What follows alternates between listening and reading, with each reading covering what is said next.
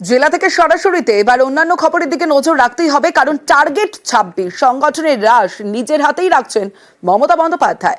আরও একবার তা স্পষ্ট করে দিলেন তৃণমূল সুপ্রিমো। সোমবার বিধানসভার পরিষদীয় বৈঠকে দলীয় শৃঙ্খলা রক্ষার বার্তাও দেন তৃণমূল নেত্রী।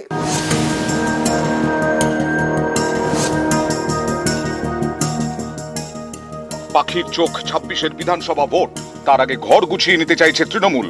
সংগঠনের রাজ যে তিনি নিজের হাতে রাখবেন তা সোমবার ফের বুঝিয়ে দিলেন মমতা বন্দ্যোপাধ্যায়। সোমবার বিধানসভার পরিষদীয় বৈঠকে তিনি বলেন, ব্লক এবং অঞ্চল স্তর থেকে সংগঠন সম্পর্কে তথ্য পাঠাতে হবে। সেই তথ্যের ভিত্তিতে সংগঠন নিয়ে যা সিদ্ধান্ত নেওয়া হবে। সেই সিদ্ধান্ত যে তিনিই নেবেন তা বুঝিয়ে দিয়েছেন। কয়েকদিন আগে তৃণমূলের কোর কমিটির বৈঠকে মমতা বন্দ্যোপাধ্যায় স্পষ্ট করে দেন যে তিনিই দলের ভরকেন্দ্র। এদিন আরো একবার সেই বার্তাই দিলেন তৃণমূল নেত্রী। এদিন পরিষদীয় বৈঠকে দলের বিধায়কদের শৃঙ্খলার বার্তা দিয়ে বলেন, ঝগড়া বন্ধ করুন, দলের সম্মান বজায় রাখুন, সচেতনভাবে কথা বলুন, এমন কিছু করবেন না যা নিয়ে বিতর্ক হয়। অনেকেই ক্ষমা চাইছেন, কিন্তু বারবার ক্ষমা করা যায় না। দলের মধ্যে কোনো গ্রুপ চলবে না। এদিন পরিষদীয় বৈঠকের শুরুতেই বিধায়কদের নিজের লেখা বই দেন মমতা বন্দ্যোপাধ্যায়। লিপিবদ্ধ নামের সেই বইয়ে রেলমন্ত্রী থেকে মুখ্যমন্ত্রী পর্যন্ত তাঁর কাজের খতিয়ান রয়েছে। মমতা বন্দ্যোপাধ্যায় বলেন, আমি কি কি কাজ করেছি সেটা মানুষকে জানাতে হবে। আপনারাও জানুন, মানুষকেও জানান।